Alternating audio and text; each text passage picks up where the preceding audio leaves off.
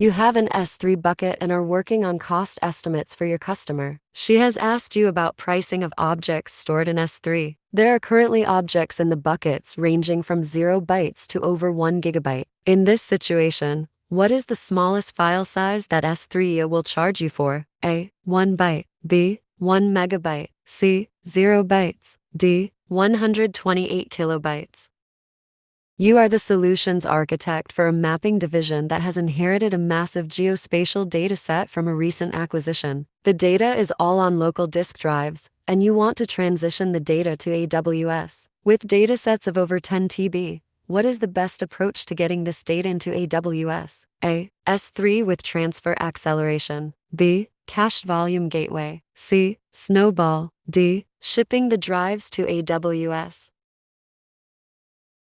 How are requests and responses to SWF sent and received? A. Via the AWS-specific API using application keys. B. Via HTTP request and response codes. C. Via web-accessible language-specific endpoints. D. All of the above.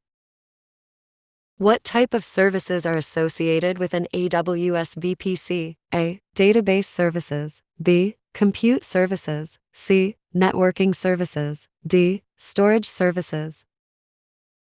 Which of the following is best suited for big data processing? A. Athena 34. B. QuickSight. C. Emmer. D. Elasticake. Which of the following does a read replica support? Choose 2. A. Writes from applications using the RDS API. B. Reads from applications. C. Writes to applications. D. Writes from the primary instance.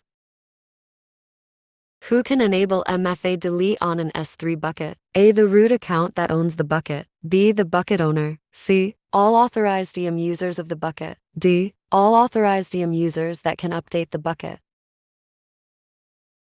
How many puts per second does S3 support? A. 5,000. B. 1,500. C. 100. D. 3,500.